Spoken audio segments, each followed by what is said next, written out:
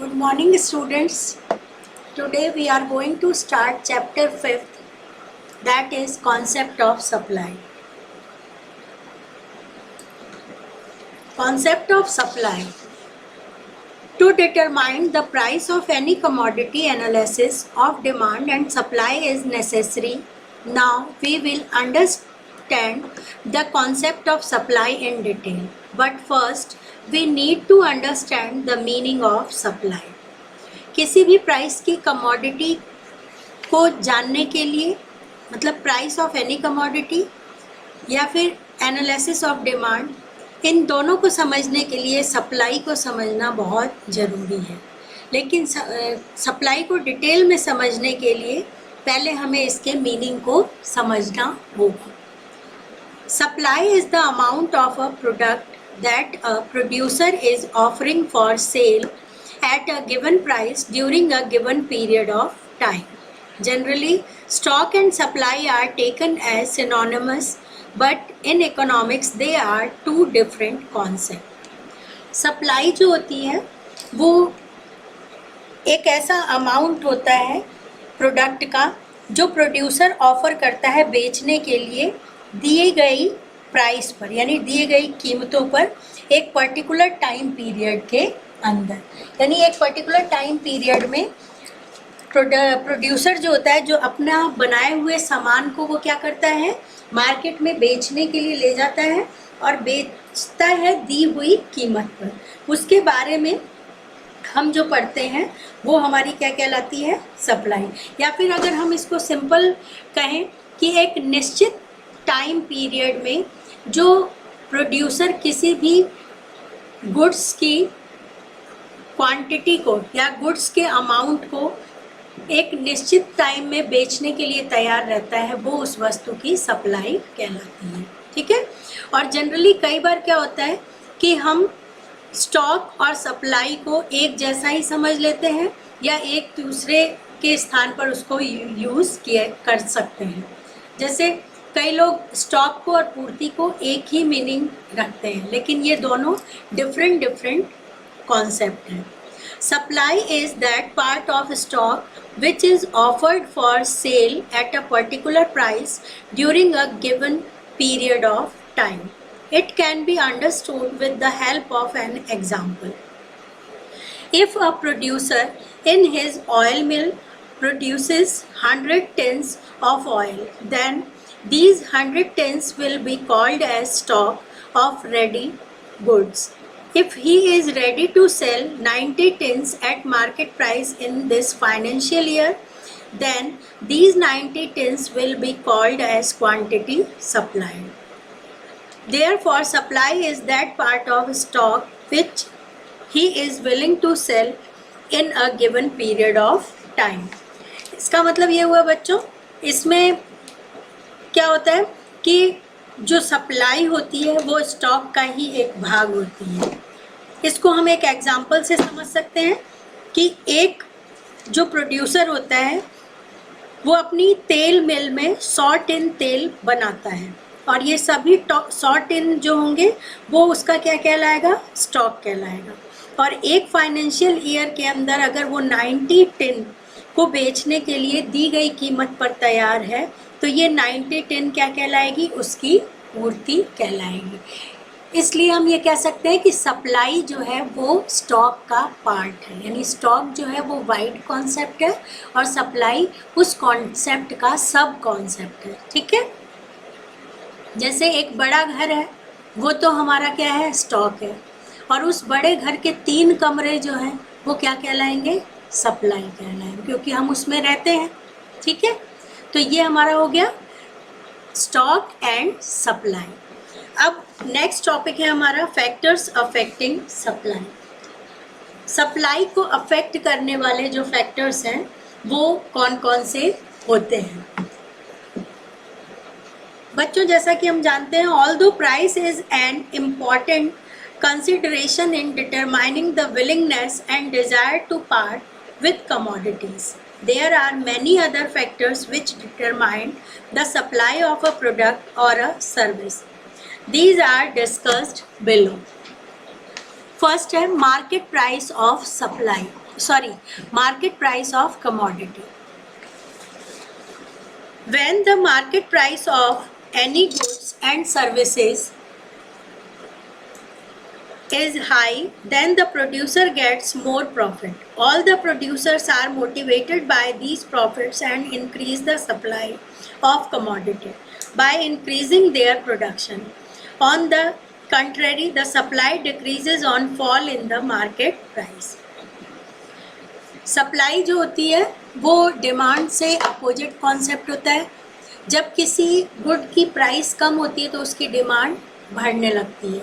लेकिन सप्लाई क्या होती है, जब किसी सप्लाई और गुड्स की प्राइस में पॉजिटिव रिलेशन होता है.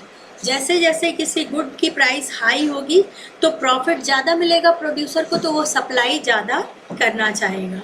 और इस तरीके से हम देखते हैं कि जैसे जैसे मार्केट प्राइस फॉल होने लगती है वैसे वैसे सप्लाई भी कम होने लगती है. ठीक है, पहला फैक्टर क्या है, हाई प्राइस और लो प्राइस, यानी हाई प्राइस पे हाई सप्लाई और लो प्राइस पे लो सप्लाई, यानी सप्लाई का कर्व डाउनवर्ड नहीं होके अपवर्ड होता है क्योंकि प्राइस से उसका पॉजिटिव रिलेशन होता है. ठीक है, फिर सेकंड पॉइंट है हमारा prices of factors input. If the prices of factor input increases, the cost of production also increases. देखो बच्चों, इसमें बहुत सिंपल सी बात है कि जो भी कमोडिटी या गुड हम प्रोड्यूस करते हैं प्रोडक्शन के टाइम में, अगर उन इनपुट्स की कीमत ज़्यादा होगी तो उससे बनने वाला सामान भी महंगा बनेगा. तो नेचुरल सी बात है कि उस सामान की कीमत भी ज़्यादा होगी. और जैसे जैसे कॉस्ट ऑफ प्रोडक्शन यानी किसी सामान को बनाए जाने की कॉस्ट कम होगी तो उसका उससे बनने वाला सामान भी कम होगा, मतलब कम कीमत का होगा.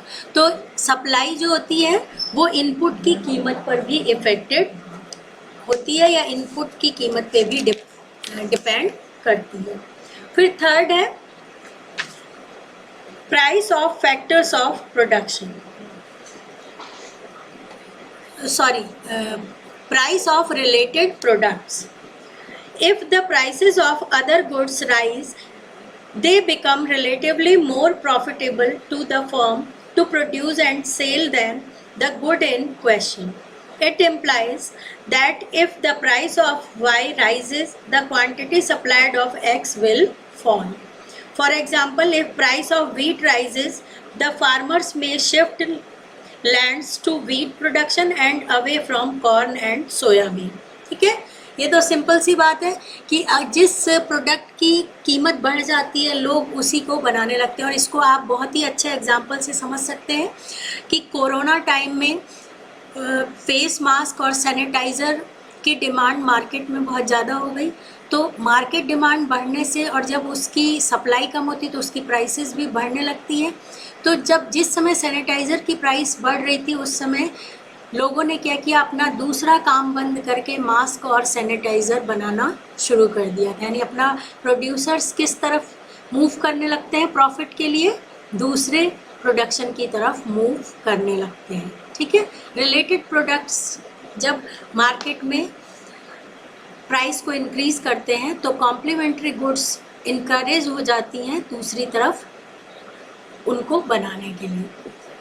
अब ये जो प्राइस ऑफ रिलेटेड प्रोडक्ट्स होते हैं इनमें दो पॉइंट हमें पढ़ने हैं, कॉम्प्लीमेंट्री गुड और सब्स्टिट्यूट गुड. कॉम्प्लीमेंट्री गुड वो गुड होती हैं जो एक दूसरे की पूरक होती हैं. ठीक है, जिनको हम एक दूसरे के बिना यूज़ नहीं कर सकते. जैसे कार को पेट्रोल के बिना यूज़ नहीं कर सकते हैं, तो अगर पेट्रोल की कीमत बढ़ेगी तो क्या होगा, जो कार की सप्लाई होगी उसकी कीमत भी ऑटोमेटिक बढ़ने लग जाएगी. इसमें आपके दे भी रखा है, in routine there are many goods which can be purchased individually but their utility in enhanced only when its related goods are also purchased. Such goods are used jointly. In absence of one commodity, the utility of other good becomes zero. जैसे pen आप खरीद लाए और उसके लिए ink नहीं होगी तो उस पेन की आपके लिए कोई यूटिलिटी नहीं है, यूटिलिटी ज़ीरो होगी. तो उन गुड्स को हम कॉम्प्लीमेंट्री गुड कहते हैं. ऐसे कार और पेट्रोल है। Next, substitute goods. Substitute goods are those goods which can be used in place of one another and yet gives equal satisfaction to the consumer. For example, tea and coffee are substitute for each other that give equal satisfaction to the consumer. Similarly, Pepsi and Coke are also substitute good. ये तो easy बात है कि substitute good जो होती है उसके अंदर भी हम देखते हैं, जैसे अगर टी की जगह कॉफ़ी की प्राइस राइज हो जाएगी तो प्रोड्यूसर जो होगा वो टी के बजाय कॉफ़ी बनाना ज़्यादा पसंद करेगा, क्योंकि मार्केट में कॉफ़ी बेचने से उसे ज़्यादा फ़ायदा होगा। ये डिटर्मिनेंट्स पढ़ रहे हैं हम। प्राइस ऑफ रिलेटेड प्रोडक्ट के अंदर 2 पॉइंट्स थे आपके, कॉम्प्लीमेंट्री गुड और सब्सटीट्यूट गुड। जैसे शूज़ की डिमांड मार्केट में ज़्यादा होती है तो ऑटोमेटिकली हम देखते हैं कि जो सॉक्स होते हैं उनकी डिमांड बढ़ जाती है, तो प्रोड्यूसर क्या करेगा, शूज़ के साथ साथ सॉक्स को भी बनाने की कोशिश करेगा। फिर फोर्थ डिटर्मिनेंट या फैक्टर है हमारा change in technology. New technology develops with time causing reduction in cost and increase in production. आपको मालूम है न्यू टेक्नोलॉजी जो आती है उसमें वो ज़्यादा टाइम कंज्यूमिंग नहीं होती है और कम टाइम में ज़्यादा सामान बनता है, तो प्रोड्यूसर क्या करता है कि कॉस्ट कम करने और प्रोडक्शन को इंक्रीज़ करने के लिए न्यू टेक्नोलॉजी को ऑप्ट करना चाहता है। तो इससे भी क्या होता है, सप्लाई को बढ़ाया जा सकता है या सप्लाई इफेक्टेड होती है। फिर है occasional circumstances. In Indian economy festivals and functions have great importance which leads to sudden increase in demand for certain goods and services. Therefore, producers increase their supply in order to meet the demand and earn more profit. ये तो बहुत सरल सी बात है। जैसे शादी के season में जिस समय देव उठनी 11 आ जाती है तो उसके बाद नवंबर से लेके जो हमारा जुलाई तक का महीना होता है वो शादियों का या फेस्टिवल का महीना माना जाता है। जैसे अक्टूबर नवंबर में हमारे दशहरे, दीपावली, इन सब दशहरे के टाइम पे हम देखते हैं मिठाइयों का और दुर्गा जी की पूजा में जो सामान यूज़ होते हैं उन सामानों का प्रोड्यूसर क्या करते हैं, सप्लाई करते हैं। दीपावली के टाइम पे पटाखे जो क्रैकर्स होते हैं उनका और सजावट के सामान जो हमारे फैशन वगैरह के सामान होते हैं, नए कपड़े, इन सब का उस समय डिमांड बढ़ जाती है। शादी के टाइम केटरिंग का बिजनेस बहुत ज़्यादा चलता है। तो इसके अकॉर्डिंग ओकेजनल सर्कमस्टेंसेस से भी सप्लाई पे फ़र्क पड़ता है या सप्लाई डिटरमाइन होती है। फिर नेक्स्ट है हमारा quantity of inputs. Sometimes use of good quality of quantity गलत बोल दिया मैंने, quality of input. Sometimes use of good quality of input results into increase in production. For example, use of hybrid seed increases the agricultural product manifold, which is turn increases the supply. ये आप 11th class में पढ़ के भी आए थे, green revolution, उसमें HYV के बारे में आपने पढ़ा था, हाई यील्डिंग वेराइटी सीड्स। तो हमारा जो फर्स्ट सेकंड 5 ईयर प्लान था उसमें यही था कि एग्रीकल्चर प्रोडक्ट को इंक्रीज़ करने के लिए या एग्रीकल्चर फूड क्रॉप को या फूड ग्रेन को इंक्रीज़ करने के लिए या उसकी सप्लाई को बढ़ाने के लिए हमने क्या किया था, HYV को यूज़ किया था, जिससे GDP में हमारे एग्रीकल्चरल प्रोडक्ट का कंट्रीब्यूशन भी बढ़ सके। तो इनपुट की क्वालिटी को बढ़ाकर भी हम क्या कर सकते हैं, कम टाइम में प्रोडक्शन को इंक्रीज़ कर सकते हैं या सप्लाई को बढ़ा सकते हैं। फिर 7th पॉइंट हमारा है transportation cost. Transportation cost also affects the supply of the commodity. Proper facilities of transport reduces the cost which has direct impact on transported goods resulting in increase in supply. Cheap transportation से या फिर proper facility से भी क्या होता है कि हम सामान की कॉस्ट को रिड्यूस कर सकते हैं। अगर किसी सामान, जैसे आप कोई सामान कहते हैं नाहरगढ़ रोड पे सस्ता मिलता है, लेकिन उसमें आप डीजल पेट्रोल की कीमत, अगर आप अपनी गाड़ी से जा रहे हैं तो उसकी कीमत को भी प्लस करेंगे। अगर आप रेंट की चीज़ से जा रहे हैं, जैसे कैब से, ओला से, उबर से या फिर किसी पब्लिक ट्रांसपोर्ट से जा रहे हैं, तो उसका जो पैसा आपने पे किया उसको भी ऐड करेंगे। तो प्रॉपर फैसिलिटी जो ट्रांसपोर्ट की होती है, जो कम कॉस्ट के अकॉर्डिंग, जैसे कोई आदमी 100 रुपये ओला करके अगर वैशाली नगर जाता है तो वो कॉस्ट उसकी ज़्यादा है, और अगर वो 5-7 रुपये में पब्लिक ट्रांसपोर्ट जो हमारी लो फ्लोर बस चलती है उससे जाता है, तो कौन से ट्रांसपोर्टेशन फैसिलिटी को यूज़ करना ज़्यादा बेटर होगा हमारे लिए? लो फ्लोर बस, क्योंकि उसमें हमारी बचत हो रही है। ठीक है, तो ट्रांसपोर्टेशन कॉस्ट के कारण भी क्या होता है, सप्लाई को इंक्रीज किया जा सकता है। ये तो थे हमारे डिटर्मिनेंट्स ऑफ सप्लाई। सप्लाई किन किन चीज़ों से इफेक्ट होती है। नेक्स्ट टॉपिक है हमारा law of supply. It expresses the functional relationship between quantity supplied of a specific commodity and its price in a given time.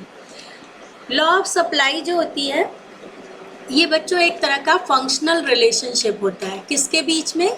Commodity की प्राइस और जो कमोडिटी की क्वांटिटी सप्लाई की जाती है। तो इसको हम सिंबॉलिक फॉर्म में कैसे करेंगे? एस एक्स यानी supply of X good equals to F bracket में पी एक्स, यानी एक्स गुड की प्राइस और एक्स गुड की सप्लाई के बीच में फंक्शनल रिलेशन होता है, इसे हम लॉ ऑफ सप्लाई कहते हैं। अदर थिंग्स बीइंग कांस्टेंट, और इसमें सिट्रस पेरिबस काम करता है, यानी एक चीज़ को वेरिएबल माना है हमने सिर्फ प्राइस को, और बाकी थिंग जो है fashion, transportation cost, relative good की कॉस्ट, ये सब कांस्टेंट होंगे। Supply increases with a rise in the price and decreases with a fall in the price.